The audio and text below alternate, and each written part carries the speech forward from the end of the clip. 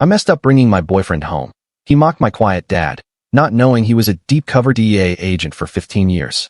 My boyfriend blabbed to his cartel-connected gym buddy, and now we're barricaded inside, while 3 men in a van wait outside our house. You think you know your parents? I thought I did. My dad was the definition of boring. Polo shirts, history lessons, a life so beige it practically vanished. But one night, a cocky MMA fighter pushed him too far, and my quiet suburban world exploded, revealing a hidden past so terrifying, it still chills me to the bone. My dad had always been a human beige crayon. Polo shirts, same prescription glasses forever, high school history teacher. So, when my boyfriend Roger asked to come over for dinner last month, I almost said no. Roger? He was everything my dad wasn't. Amateur MMA fighter, bounced at the roughest clubs downtown, had that dangerous edge that made people cross the street when they saw him coming. Your dad seems nice, Roger said, pulling up to our cookie-cutter suburban house. I could practically hear him judging the bird feeder and the welcome mat. Dinner started fine. Dad asked Roger about his training and work. Mom served her famous pot roast. Then Roger noticed the true crime documentary paused on our TV, and everything went downhill fast. You watch this stuff? He chuckled, a sneer playing on his lips. Bet it's the closest you get to real danger, huh? Sometimes, Dad said quietly, cutting his pot roast into those methodical, even pieces he always did. Roger grinned, and I knew that look. It was the same one he got before he started intimidating someone at the club. Yeah, I figured. You strike me as the type who'd call 911 if someone looked at you wrong, Mr. Peterson. No offense. I kicked him under the table, hard, but he just kept going. I mean, some people can handle themselves, and some people just, he subtly flexed. Some people grade papers. Roger. I hissed, but part of me was just embarrassed. Why couldn't my dad be tougher? Why did he apologize when someone else bumped into him? Mom shot me a look across the table that made my stomach drop. There was something in her eyes I'd never seen before, almost like pity. When I opened my mouth to change the subject, she tapped the table twice. A weird, specific rhythm that meant, stop right now. Roger was on a roll now. Actually, speaking of danger, check this out. He pulled up his sleeve to show a fresh, purple bruise from training. Got this from a guy who used to be in a Mexican cartel. Real scary dude. Said I was the toughest guy he'd sparred with. Dad's hand paused mid-cut. Mexican cartel. Yeah, Los Hermanos or something. Guy was telling me all these crazy stories. How they used to run Houston. Had judges in their pocket. The whole thing. Said they were untouchable until some narc took them down. Roger was loving this. But between you and me, I think he was exaggerating. Probably just some local gangbanger trying to sound tough. I started to change the subject again, but Mom's hand found my arm, her grip suddenly iron. Dad set down his fork. He was looking at his plate with an expression I'd never seen before. Los Hermanos Cincios. His voice was different now. Flat. Emotionless. Yeah, that's it, Roger laughed. You Wikipedia it or something, teach? They didn't run Houston.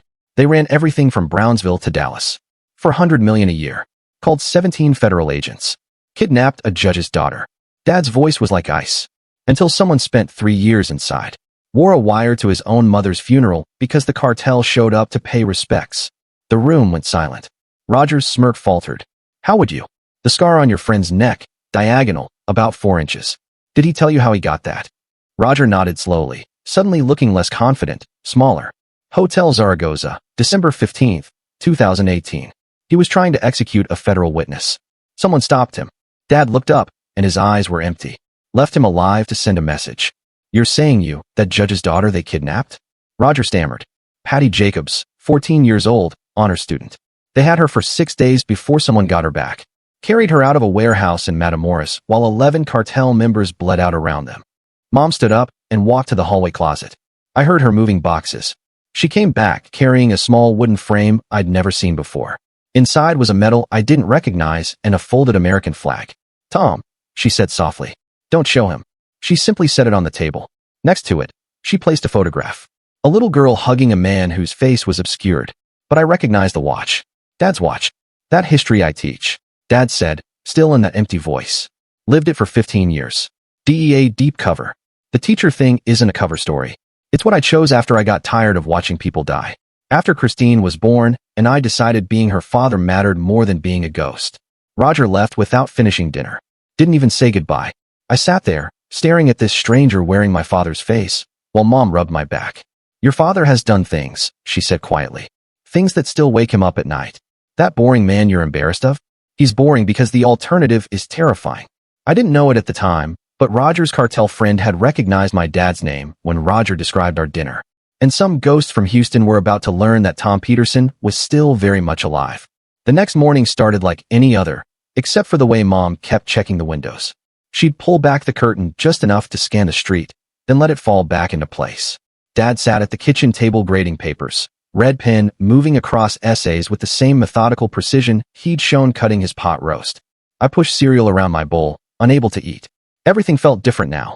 The man who helped me with algebra homework had carried a 14-year-old girl out of a cartel warehouse.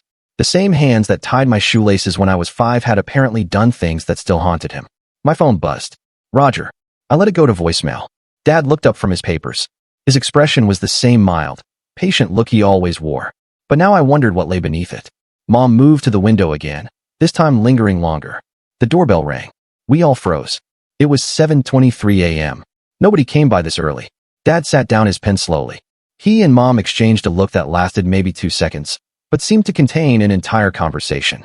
She moved toward the stairs while he approached the door, stopping at the hall closet first. I watched him reach behind the winter coats and pull out something I'd never seen before, a small black case. He tucked it behind his back and peered through the peephole. His shoulders relaxed slightly. When he opened the door, our elderly neighbor, Mrs. Bernard, stood there holding a casserole dish. She smiled warmly, explaining she'd made too much breakfast casserole and thought we might enjoy some. Dad thanked her, took the dish, and watched her walk back to her house before closing the door. He returned the black case to the closet. Mom came back downstairs. They didn't need to speak. Whatever they'd been worried about, Mrs. Bernard wasn't it. I grabbed my backpack for school, desperate for normalcy. Dad offered to drive me, something he rarely did. I accepted, sensing this wasn't really optional. The drive started in silence. I watched familiar streets pass by, everything looking exactly the same, yet completely different. When we stopped at a red light, Dad finally spoke. He told me that after last night, some people might remember his name. People who held grudges. He said it casually, like discussing the weather, but his knuckles were white on the steering wheel. At school drop-off, he waited until I had my hand on the door handle. Then he gave me 3 rules. Stay in groups. Don't go anywhere alone. Call immediately if anything felt wrong. The way he said it made my chest tight. I nodded and got out. When I looked back, he was still watching, making sure I made it inside. School passed in a blur. I couldn't focus on anything. In history class, I found myself staring at my teacher differently, wondering what secrets he might be hiding. Everyone seemed suspicious now. The security guard who usually joked with students, the janitor who knew everyone's name. What were their real stories? Roger texted 12 times. I finally read them during lunch. Apologies mostly. Said he felt sick about dinner. Wanted to talk. The last message made me go cold. My sparring buddy wants to meet your dad. Says they have history. I showed it to my best friend Catherine, leaving out the context. She thought Roger was being dramatic, trying to win me back. I wanted to believe her. After school, Mom picked me up instead of letting me take the bus. Another change.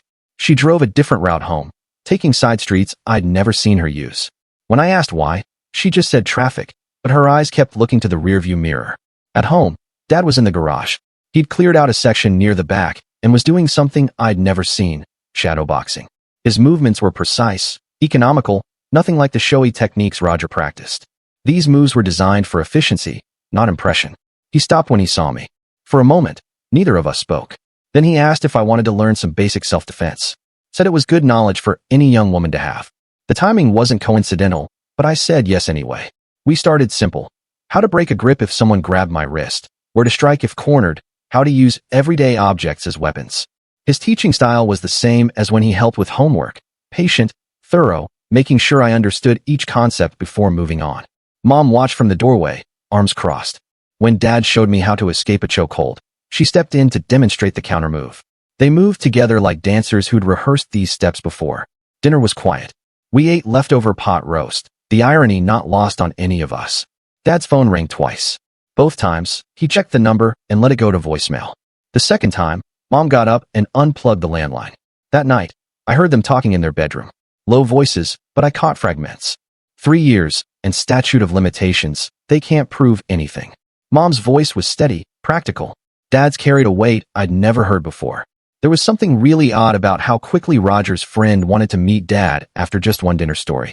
It made me wonder what exactly Roger told him and why this cartel guy was suddenly so interested in a suburban history teacher. I lay in bed thinking about Roger's message. His sparring buddy who wanted to meet Dad, who had history with him. The scar on the man's neck that Dad had known about. Hotel Zaragoza, December 15th, 2018. How did you remember dates like that unless they mattered? My phone lit up. Another text from Roger. This one just said, he knows where you live. I sat up, heart hammering. Started to get up to tell my parents, then stopped. Through my window, I could see a car parked across the street. It hadn't been there when we got home. The driver was just a shadow, but I could see the ember of a cigarette glowing in the dark. I watched for 20 minutes. The car didn't move. Neither did the driver. Just sat there, smoking, waiting. Finally, I crept to my parents' room. Dad answered before I could knock, like he'd been awake. I told him about the car. He moved to their bedroom window, staying to the side, peering out without being seen. Mom was already up, pulling on a robe. They had another of those wordless conversations. Then, Dad told me to go back to my room, lock the door, and push my dresser in front of it. Said it was just a precaution. I did what he said, hands shaking as I struggled with the heavy dresser. Through my window, I could see Dad's silhouette moving through the house, checking windows, doors. The car across the street remained. At some point, I must have dozed off sitting against my dresser. I woke to the sound of a car door slamming. The vehicle across the street was pulling away. Dawn was breaking. We'd made it through the night, but I knew this was just the beginning. The morning sun felt wrong on my face as I pushed the dresser back from my door. My arms ached from sleeping propped against it. Downstairs, Mom was making breakfast like nothing had happened, but her movements were too quick, too precise. Dad sat at the table with his laptop open, fingers flying across the keyboard. I grabbed toast and watched him work. He was checking security camera footage from our neighbors' Ring doorbells, cross-referencing license plates, building a timeline. The boring history teacher was gone. This was someone else entirely. My phone vibrated. Roger again, this time with a photo attachment. My hand trembled as I opened it. The image showed 3 men sitting in what looked like a diner booth. One had a diagonal scar on his neck. Another wore sunglasses indoors. The third was Roger, looking pale and small between them. Dad glanced at my screen, and his jaw tightened. He took my phone, studied the image, then handed it back. His fingers drummed once on the table, a pattern I'd never noticed before. Mom immediately moved to the window. School wasn't optional that day. Dad made that clear. Routine mattered. But he drove me again, taking a different route than yesterday. At drop-off, he scanned every car in the lot before letting me out. Inside my backpack, he tucked a small canister of pepper spray and a personal alarm. Legal, common items any father might give his daughter. The tactical pen he'd shown me how to use stayed in my pocket. First period dragged. I kept checking my phone, expecting another message from Roger. Nothing came. Catherine noticed my distraction and passed notes asking if I was okay. I nodded, forced a smile, tried to seem normal. The fire alarm shrieked during second period. Everyone groaned and filed out for what we assumed was another drill. But as we gathered on the football field, I noticed something wrong. The administrators looked confused, checking clipboards, making calls. This wasn't scheduled. I scanned the crowd of students, that familiar tightness returning to my chest. Movement near the parking lot caught my eye. A man in maintenance coveralls was walking between cars, but something about his gait seemed off, too purposeful, too focused. When he turned slightly, I glimpsed sunglasses beneath his cap. My hand found the pepper spray in my backpack. The man continued through the lot, pausing at each silver Honda like he was checking for something or someone. When he reached the area where Mom had dropped me off, he stopped, pulled out his phone, and took photos. The all clear sounded, and we filed back inside. I texted Dad immediately describing what I'd seen. His response came fast, stay inside. Mom's coming. Catherine asked about my early dismissal. When I got called to the office, I made up something about a dentist appointment, hating the lie, but knowing the truth was worse. Mom waited in the office, chatting casually with the secretary about fundraiser plans. Only I noticed how her purse stayed open, her hand resting inside. The ride home took twice as long as usual. Mom drove seemingly random patterns through our suburb, doubling back, cutting through parking lots. She explained it calmly, like teaching me to parallel park. Always check mirrors. Never take the same route twice. Know where you're going before you need to go there. At home, Dad had been busy. Nothing looked different from the street, but inside, I noticed subtle changes. Small wooden wedges by each door. The decorative mirror in the entryway adjusted to show the porch. Kitchen knives moved to a magnetic strip within easy reach. He'd even rearranged furniture slightly, creating clear paths through each room while blocking direct lines from windows. We ate lunch in shifts. Someone always watching the street. Dad showed me more self-defense moves, focusing on escapes and distance-creating techniques. Mom demonstrated how ordinary objects became tools. A rolled magazine, car keys between fingers, even a coffee mug could buy precious seconds. Roger called that afternoon. Dad put it on speaker, but gestured for me to answer. Roger's voice shook as he explained that his sparring partner, a man named Hector, had gotten very interested in our family after Roger mentioned dinner. Asked lots of questions. Wanted to know about Dad's work schedule, our routines, if we had dogs or alarm systems. Dad made notes while Roger talked. When Roger started apologizing, saying he didn't mean for this to happen, Dad cut him off with a gesture. I told Roger I had to go, that we'd talk later. We wouldn't. The rest of the afternoon passed in strange normalcy. Dad graded papers at the dining table, where he could see both front and back doors. Mom prepared dinner, keeping her phone propped where she could monitor our doorbell camera. I did homework, trying to focus on calculus while my parents turned our suburban home into something else. Dinner was tense. We ate in near silence, forks scraping plates. Every car that passed made us pause. When headlights swept across our windows, Dad would glance up, track their progress, then return to his meal. The doorbell rang at 7:47 p.m. This time, Dad didn't hesitate. He moved to the side of the door while Mom guided me behind the kitchen island. Through the peephole, he studied whoever stood outside. His shoulders relaxed marginally. He opened the door to reveal Mrs. Bernard again, this time holding a package. She explained that it had been delivered to her by mistake. Dad thanked her, took the package, and watched her return home. But his expression when he closed the door made my stomach drop. We hadn't ordered anything. He set the package on the kitchen counter and carefully examined it. No return address. Our name spelled correctly, but written in block letters. He got a knife and delicately cut the tape, peeling back cardboard flaps like defusing a bomb. Inside was a Houston Astros cap. Nothing else, just a worn baseball cap that made Dad go very still. Mom moved closer, saw the cap, and immediately pulled out her phone. She spoke quietly to someone, using terms I didn't understand. Grid references, time windows, asset confirmation.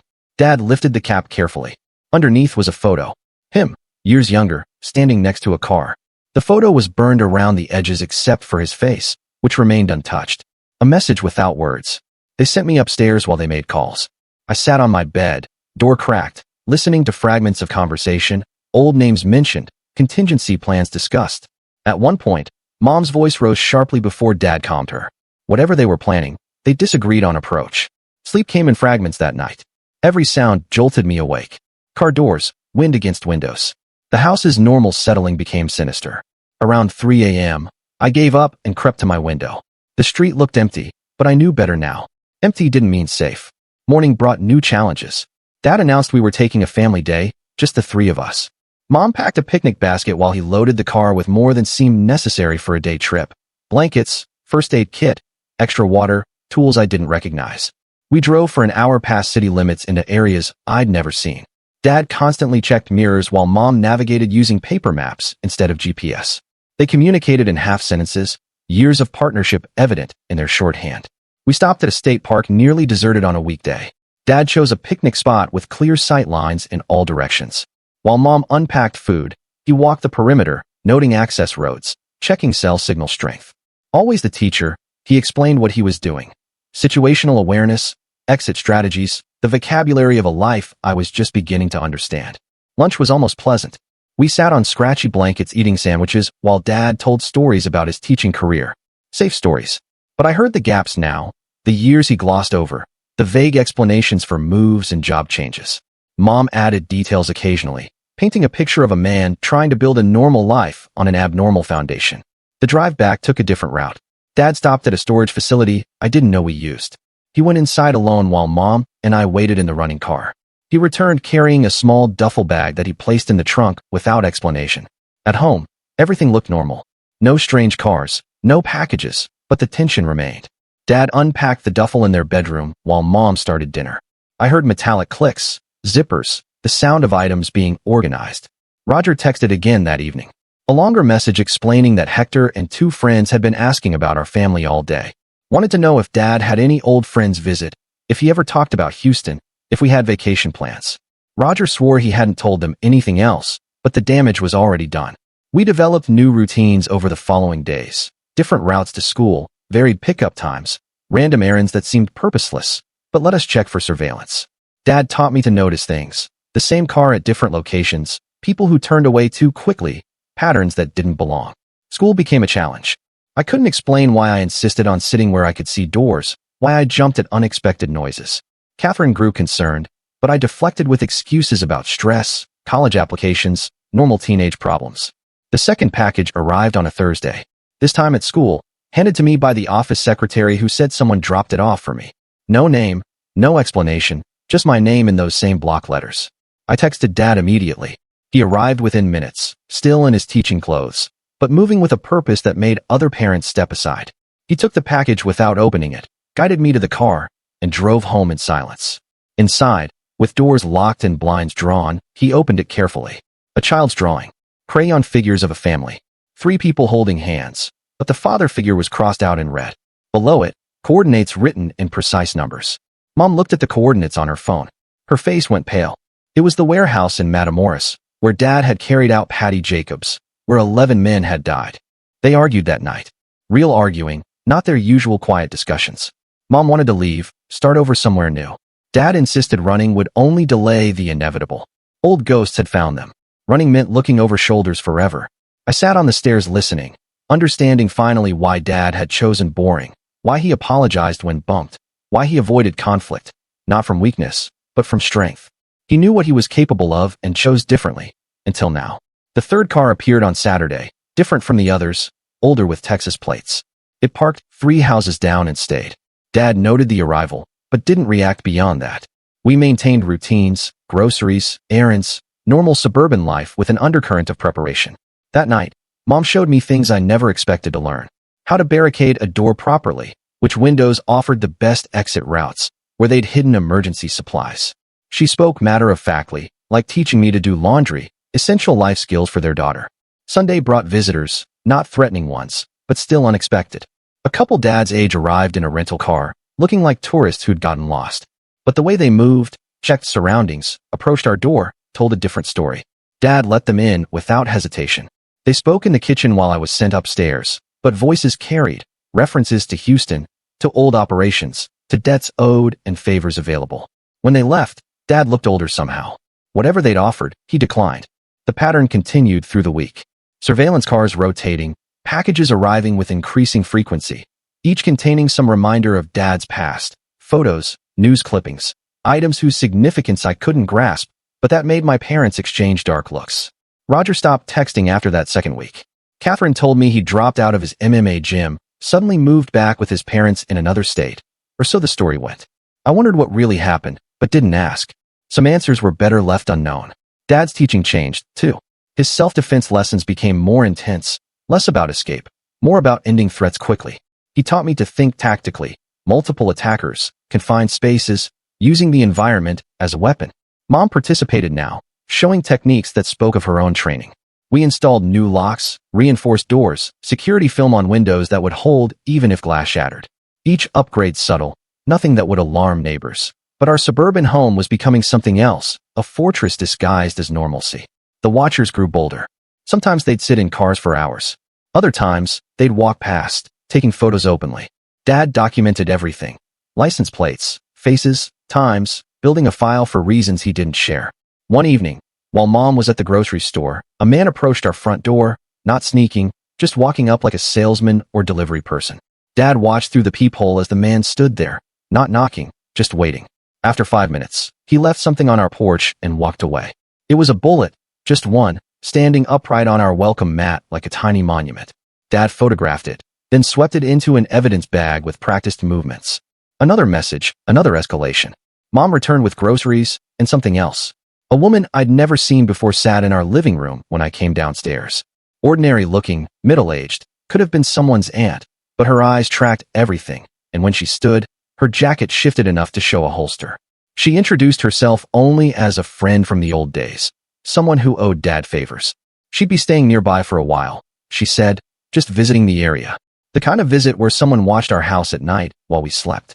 School became my only escape, but even that felt tainted. I caught myself using Dad's techniques constantly, noting exits, watching shadows, sitting where I could see approaches. Catherine finally confronted me, worried about my behavior. I wanted to tell her everything, but couldn't. How do you explain your boring father used to be someone else? That your family was living under siege in suburbia? The fourth week brought a new development. Hector himself appeared, not hiding, not watching from cars. He stood across the street in broad daylight, smoking a cigarette, making sure we saw him. When Dad emerged to get the mail, they stared at each other across suburban asphalt like gunfighters. Neither spoke, neither moved beyond necessary actions, but messages were exchanged in that silence. After 10 minutes, Hector dropped his cigarette, crushed it deliberately, and walked away. Dad returned inside with the mail and immediately made calls.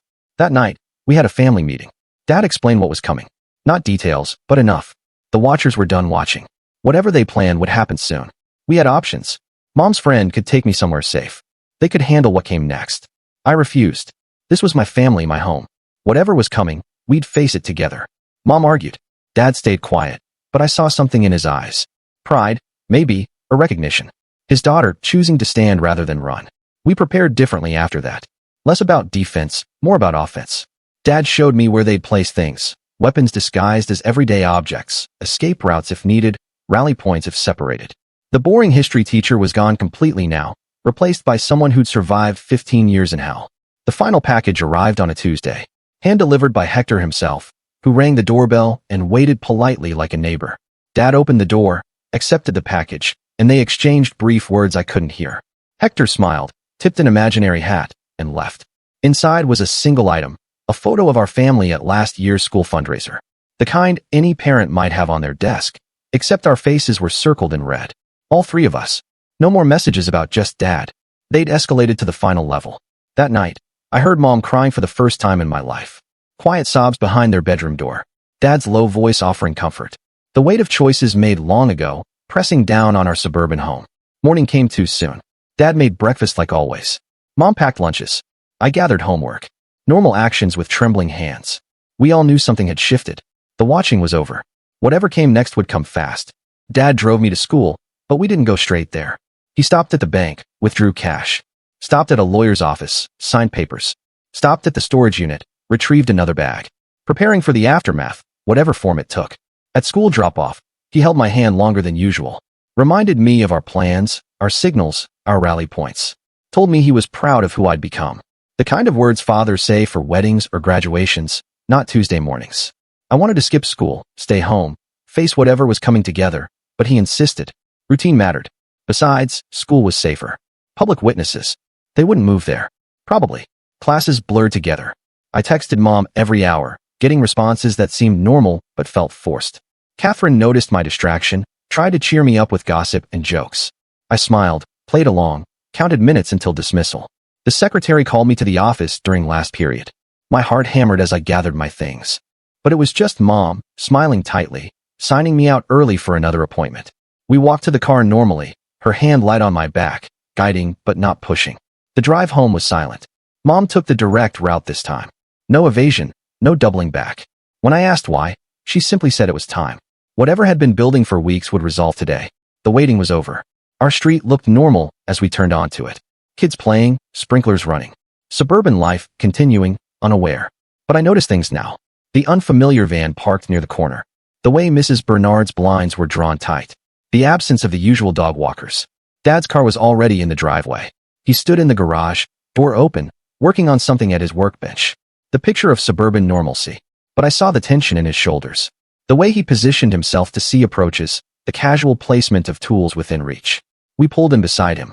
Mom's hand found mine as we exited, squeezed once, a message without words. Together we walked into our house, into whatever was waiting, into the end of one story and the beginning of another. Inside, everything looked normal. Afternoon sun through windows, mail on the counter, the ordinary details of our ordinary life. But underneath, currents of preparation, of readiness, of a family preparing to defend what mattered. Dad closed the garage door with deliberate finality. Locked it, set the alarm. Small actions that felt larger, drawing boundaries, making choices. The boring history teacher was gone, but the father remained. Different skills, same purpose. We settled into position without discussion. Dad in the living room, where he could see front and back. Mom in the kitchen with sight lines to the garage and side door. Me upstairs where I could monitor the street and access the attic if needed. Not hiding, watching, waiting. The house felt different. Charged, like the moment before lightning strikes. Every sound amplified, every movement deliberate. We were ready for whatever came next, together. My phone buzzed. Unknown number. I almost ignored it, then remembered Dad's instructions. Information mattered, even from enemies, especially from enemies. The message was simple, 1 hour. I called down to Dad. He climbed the stairs, read the message, nodded once. 1 hour. After weeks of watching and waiting, we had a timeline. He squeezed my shoulder, reminded me of our signals, then returned to his position. Time moved strangely. Minutes felt like hours. Seconds like minutes. I watched the street, noting each car, each pedestrian. The van hadn't moved. No new vehicles appeared, but I knew they were coming. The calm before. 45 minutes. Mom brought me water, checked window locks, adjusted curtains slightly. Her movements were economical, purposeful. She'd done this before, I realized. Maybe not exactly this, but something close. Dad wasn't the only one with a past. 30 minutes. A text from Catherine asking about homework. I responded normally, maintaining the illusion. Part of me wanted to warn her, tell her to stay away, but that might draw attention. Better to seem unaware. To play the part of the normal teenager in abnormal circumstances. 15 minutes. Dad moved through the house, checking positions, testing locks. He paused at my door, gave me a look that said everything: love, pride, determination. Then continued his rounds. The teacher preparing his final lesson. 10 minutes. The street remained quiet. Too quiet. Even the birds had stopped singing. Mom called up that she was making tea. Such a normal thing. But I heard the undercurrent. Tea meant she was in position. Ready. 5 minutes. Movement caught my eye. Not the van, not a car. Mrs. Bernard stepping onto her porch with a watering can. Nothing unusual except the time. She never watered plants in late afternoon. Dad had noticed too. I heard him shift positions below. 3 minutes. My hands were steady as I checked my phone again. No new messages, just the countdown in my head, the pepper spray in my pocket, the tactical pen in my hand. Small protections against large threats. 1 minute. The van's engine started. No other movement. Just that single sign. They were coming. However many, whatever they planned. The waiting was over. A car turned onto our street, moving normally, not speeding, not suspicious, except for the timing. It passed the van without stopping, passed Mrs. Bernard without slowing. Pulled into our driveway like 1,000 deliveries before. 3 men exited. Hector and 2 others. They didn't rush, didn't sneak, just walked to our front door like invited guests. The doorbell rang. Its normal chime somehow ominous. Dad answered. I couldn't see from my position, but I heard voices, calm, conversational. Then, a sudden, explosive crash from downstairs, followed by the blare of our house alarm. The comm shattered. Heavy footsteps thundered up the stairs, not Dad's measured gait. Mom appeared in my doorway, her face a mask of fierce resolve. She pulled a compact pistol from her waistband, the same practiced ease I'd seen when she demonstrated self-defense moves. Her hand rested on the small of her back, where I'd seen her tuck something earlier. PDA president wasn't her only past job title, after all. Go, she hissed, pointing to my window. Now, I scrambled to the window, throwing it open. Below, the oak tree Dad had specifically maintained for this purpose reached thick branches towards the house like escape routes. Behind me, the doorknob rattled, then a shoulder hit my door hard. The dresser I'd shoved against it groaned, but held. Mom tracked the sound with her weapon, completely transformed from the woman who made pot roasts. Glass shattered downstairs, multiple windows by the sound. Out. Go. Mom shoved me through the window. I half climbed, half fell onto the sloped roof, Mom following with surprising agility. We crawled along the surface, then descended quickly into the oak tree. As I dropped to the ground, I glimpsed chaos through the downstairs windows, furniture overturned, Dad grappling with one of Hector's men in the kitchen. The boring history teacher moved with lethal efficiency, using the confined space to his advantage. We hit the ground running. Mom led us not to the street, but through the Johnsons' backyard, following a route we'd only discussed in theory. Behind us, I heard shouting, the alarm still wailing. And Mrs. Bernard's voice, suspiciously ready, calling 911. The storage unit was our rally point. Mom had the key ready before we even reached it. Inside, more surprises. An older sedan I'd never seen, keys in the ignition, go bags already loaded. They'd prepared for this possibility down to the smallest detail. Mom started the car while I watched the entrance. No pursuit yet. She drove carefully, obeying every traffic law. Just another suburban mom running errands with her daughter. Only her white knuckles on the steering wheel betrayed the tension. My phone buzzed. Dad. A single word, safe. It meant he was safe and heading to the secondary location. Mom visibly relaxed, though she maintained her vigilance.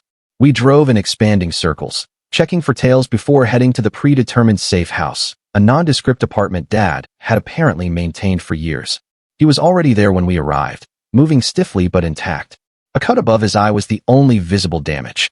He hugged us both fiercely, then immediately began checking windows, setting up sight lines, reverting to operator mode. Mom tended his wound while he made calls, short-coded conversations with people whose names I didn't recognize, old contacts, favors called in, a network awakening after years of dormancy. Within an hour, he had intelligence flowing in. The situation was worse than expected. Roger hadn't just mentioned our dinner conversation. He'd been feeding information to Hector for weeks, trying to impress his new friends with insider knowledge about a former DEA agent. Every detail about our routines, our home layout, Mom's schedule, my school, all sold for Jim credibility and tough guy approval. But Hector had made mistakes, too. The home invasion was sloppy, emotional, driven by revenge rather than planning. Multiple witnesses, clear fingerprints, the van's plates captured on every Ring doorbell on our street. Local police were already hunting for them, not because of Dad's past, but because they'd violated the suburban peace. We stayed in the safe house for 3 days. Dad coordinated with his network while Mom monitored news and social media. I did homework, maintaining normalcy even in chaos. The familiar routine of calculus problems felt surreal after crawling across rooftops. Updates trickled in. 2 of Hector's men arrested during a traffic stop, the van's description having been broadcast citywide. The 3rd caught trying to cross back into Mexico. Hector himself remained at large, but his support structure was crumbling. On the 4th day, Dad received a call that changed everything. Roger had been found in his apartment, struck severely. Hector had discovered his information was incomplete, that Roger had held back crucial details out of some twisted sense of loyalty or self-preservation. The betrayer betrayed. Catherine texted constantly, worried about my absence from school. I crafted careful responses about a family emergency, hating the deception, but understanding its necessity. Some truths were too heavy for friendship. A week passed. The apartment felt smaller each day. Dad grew restless. Mom quieter. We were safe, but suspended, unable to move forward or back. Then came unexpected news. Hector had been arrested trying to hire local muscle for another attempt. His obsession had made him reckless, predictable. The legal system moved slowly but inevitably. Charges piled up: home invasion, assault, conspiracy, interstate flight. Federal prosecutors, alerted by Dad's old contacts, took interest, not because of ancient cartel connections, but due to the current crimes. The past informed the present without defining it. We returned home after 2 weeks. The house felt different, violated. Mom and I packed while Dad supervised repairs. New windows, stronger doors, upgraded security systems. The suburban fortress rebuilt, stronger than before. But we didn't stay. The decision had been made during those long nights in the safe house. This chapter was closing. Dad took a teaching position 3 states away. Similar suburb, similar school, similar polo shirts, and boring routine. But we all understood now what lay beneath that careful construction. The move happened quickly. Professional movers who didn't ask questions about the reinforced door frames or the subtle modifications throughout the house. Our neighbors watched sadly, believing the cover story about a job opportunity too good to refuse. Mrs. Bernard brought cookies on our last day, pressing them into Mom's hands with knowing eyes. She'd been a refugee once, she mentioned casually. Understood about fresh starts, about leaving the past behind, about the price of peace. Catherine cried when I told her, promised to stay in touch, made plans to visit that we both knew would fade with distance and time. Some friendships couldn't survive certain truths. I hugged her goodbye, mourning the innocence we'd both lost in different ways. The drive to our new home took 2 days. We stopped at anonymous motels, paid cash, maintained vigilance even though the immediate threat had passed. Old habits, hard-earned paranoia. The cost of Dad's former life would always shadow us. But we'd proven we could face it together. Our new house was smaller, but had better sightlines. Dad walked the perimeter that first night, noting escape routes and defensive positions. Mom unpacked with strategic precision, keeping essentials accessible. I chose a bedroom with windows facing 2 directions and a closet that could be barricaded. School started the following week. New faces, new teachers, new opportunities to be nobody special. I sat where I could see exits, kept my back to walls, noticed things other teenagers missed. But I also laughed at jokes, made tentative friends, began building a new normal. Dad resumed his boring persona with practiced ease. Coaching chess club, grading papers at the kitchen table, apologizing when bumped in hallways. But sometimes I caught other teachers watching him, sensing something beneath the surface they couldn't quite identify. Mom found work at a local clinic. Her nursing skills rusty, but recoverable. She made friends with careful deliberation, maintaining distance while projecting warmth. The balance of connection without exposure, a skill I was learning to emulate. Months passed. The sharp edges of fear dulled into watchfulness. We developed new routines, new favorite restaurants, new shortcuts through unfamiliar streets. Life accumulated in small moments, normal moments, boring moments we'd earned through blood and preparation.